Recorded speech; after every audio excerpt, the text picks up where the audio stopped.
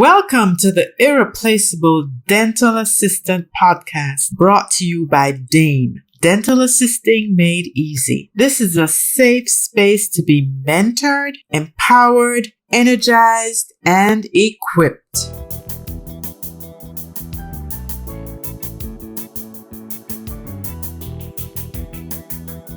Welcome to another episode of the Irreplaceable Dental Assistant. I am tickled pink because I have a guest with me today who I've known just about all my life. She's my sister and my friend, Natalie Borneo. Nat is a teacher, a trainer, a coach. She has a passion for serving and working with women and girls, but I guarantee what she has to say today will benefit anyone. Welcome, Nat. Thank you so much, Heather Dawn. It is a pleasure to be here. This is such a great platform for those who are really aspiring to break into the dental assistant role. And what a great coaching tool to have a podcast that they can listen to and make notes and sort of challenge themselves to do some of the things that you share and suggest. Yes. Isn't it awesome? We're in a day and age where we can sharpen our skills on the go, whether we're listening in the car, in the shower, it doesn't matter. So this is an awesome platform. But tell us a little bit about yourself. I've known you, but there are those out there, believe it or not, who would love to know a little bit more about you. Well, I don't know if they'd like to know that much about me or more about what I have to share. But what I will say is I have over 30 years of experience of being in the risk, compliance, and insurance industry, where I worked very closely to design and create strategies for clients to help them stay healthy, especially in time of loss and when faced with risk. I recently is really 4 years ago, because we've been in a health crisis situation that has kind of put the world on hold. But I did make a transition from the corporate realm to nonprofit.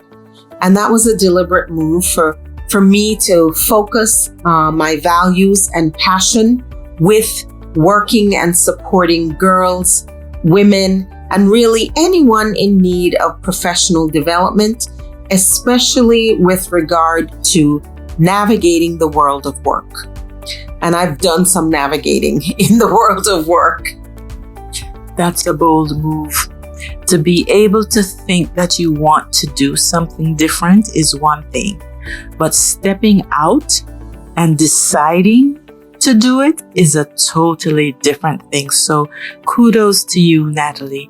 I suspect that there are many people listening to us today who have some decisions to make that may be similar to the ones that you had to make.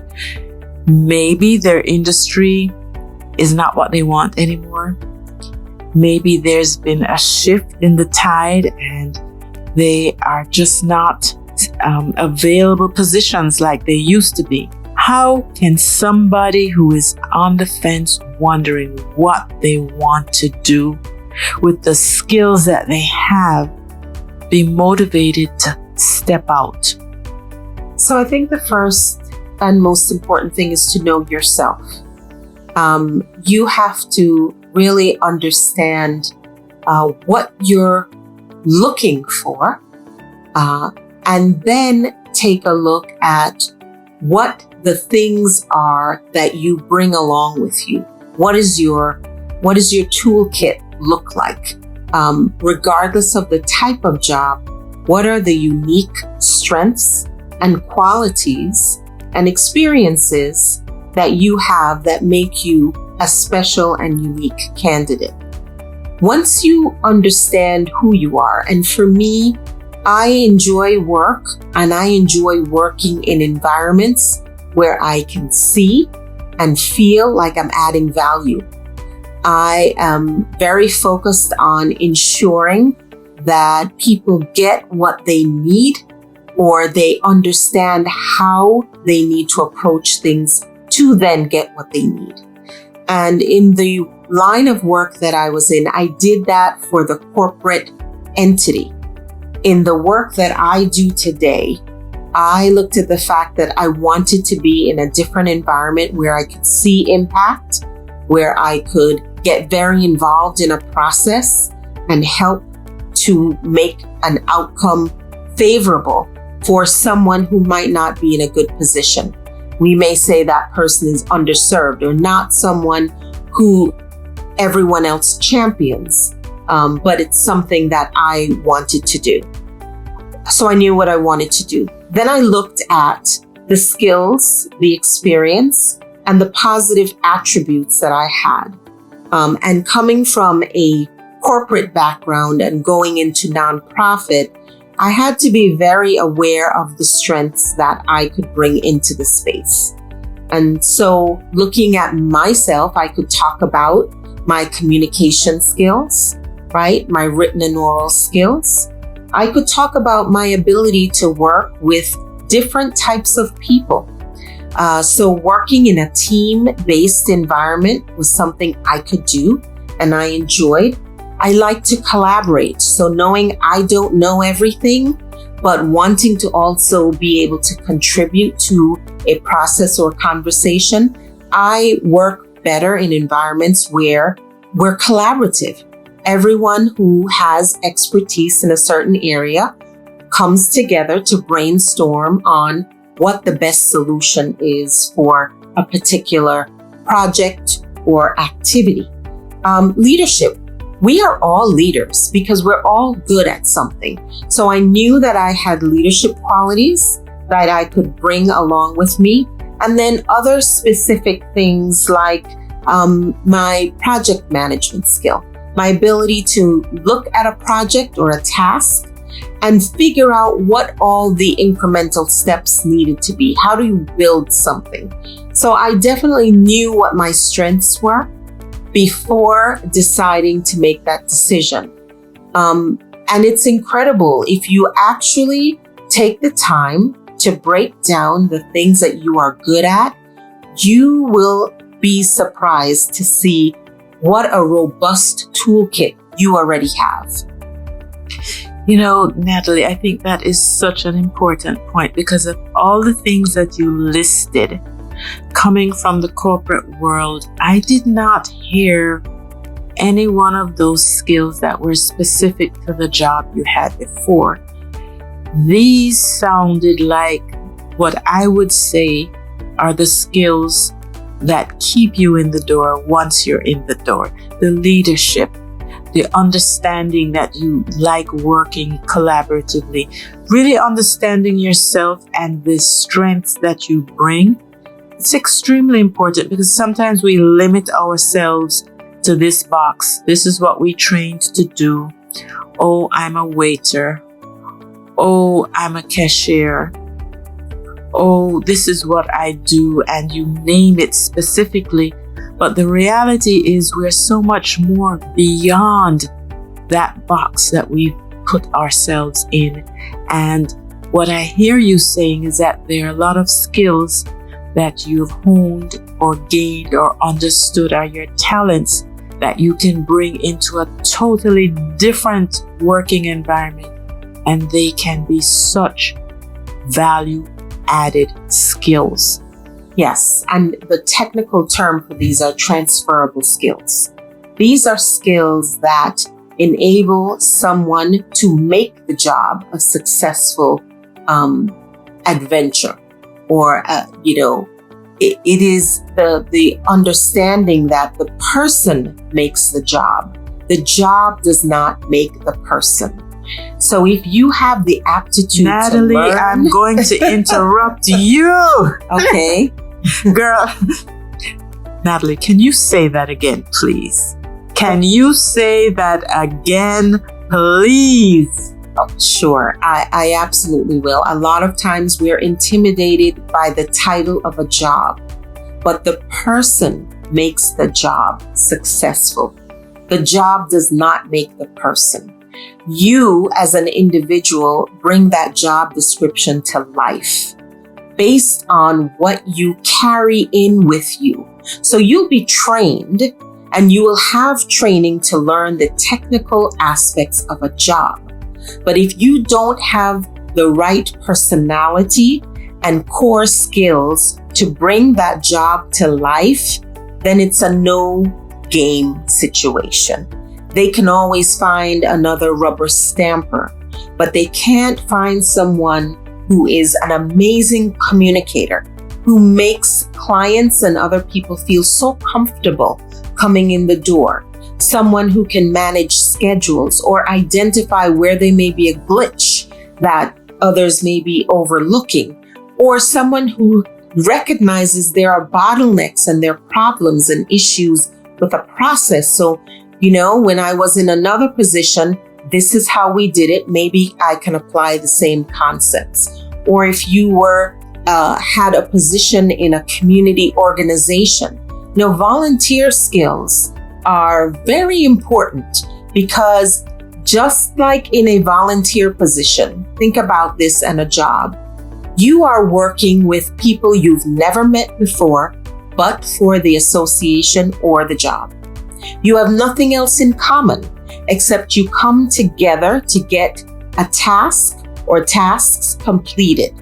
And so you choose to work together, which means everyone is coming in with a different background, different skill sets, different energy, different understanding. And what you have to do is bring your best tools to the situation. And so coming into a new job, although you have that technical training, it behooves you to sit with yourself just for a minute and take stock of what your transferable skills are. What are you really good at? What do people say about you? Even your family. They come to you for the holidays because you know how to do a party. They will elect you to be the president or the treasurer or the secretary because you have a good grasp of detail and bringing things together. You're respected in your alumni association or in your class when you took the course. So there are many different things about you that people have remarked to you. You should listen to them very carefully, because that means they stand out. And people call that out, and that is what they attach to your name.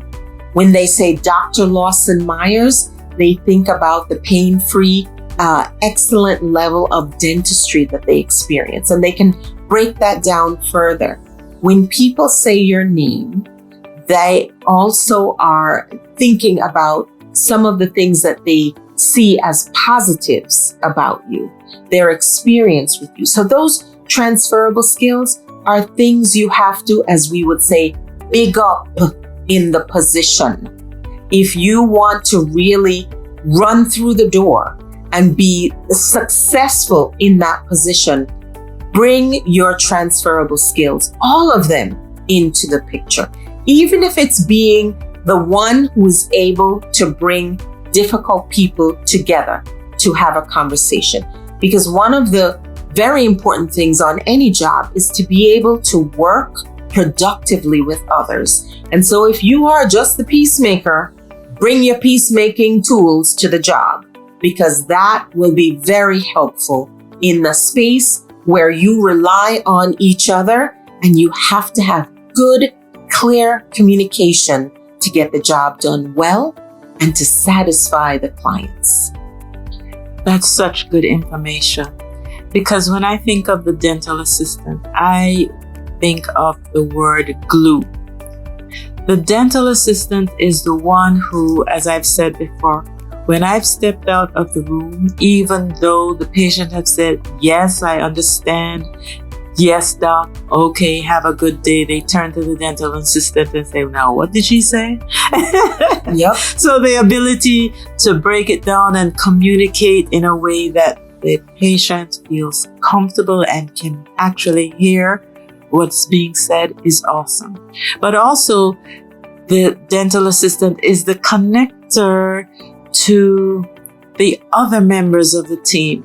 You know, if they build trust with the dental assistant, then they'll look, kind of give you that eye. Is it okay to talk to her? Is she an okay hygienist? Do you think I should let the doctor do that? And so those skills are not sterilizing instruments. They're not setting up the basics, but they are so important. So important, these transferable skills. Very much so. And, I would go one step further. As you said, the dental assistant is the glue. The dental assistant could actually also technically be the chief of staff. That is that critical person that understands what the dentist needs to accomplish, what the process is that the patient needs to go through, but they also then need to be the interpreter for the client to say, it's going to be okay. This is what the doctor is going to do. And it's going to, make you feel so much better. So that chief of staff is someone who is the strategy around the dental procedure. You make everything work. Absolutely. I have never heard it framed that way before, but you're right. That dental assistant is who guides the dentist and the patient in that treatment room. Yes. Pulling it all together and then connecting the clinical area to the business office. As that dental assistant escorts the patient to the front and shares with the front desk what that patient needs, she or he has already begun to break things down. So when the clinical person has to grab the baton and continue, her job has been somewhat simplified because of the communication skills, because of the trust that has been gained with the dental assistant. Awesome. Absolutely. That dental assistant is the rapport builder. They're the enforcer, the informer, the relationship manager, everything rolled in one. It's a great position for someone who really feels like they're ready to step up and take charge, not only learning the technical information, but stepping into the job and bringing all of those very strong skills in. And they don't have to be many. They may have 3 or 4 really great skills. You just have to leverage those skills and use them to the best of your ability. Natalie, this has been such a rich discussion. If time did not limit me, we could go on and on. I normally give a nice quote at the end or when I'm just getting ready to close my discussion with my audience. Do you have one that you could share with us today? So funny you should ask. Yes, I do. I love quotes myself. So, I did think about this, and this is what I want to share. And this is a quote by J.K. Rowling, who's a writer. J.K. says, "We do not need magic to transform our world. We carry all the power we need inside ourselves already." Oh my word. That is just such a fantastic way to end this discussion. Natalie, you have to come back. We have to have a part 2 and maybe a 3 and 4. But at any rate, I just want to thank you for taking the time to come and share with us today, and look forward to having you again on another podcast. Thank you for having me. It was a pleasure.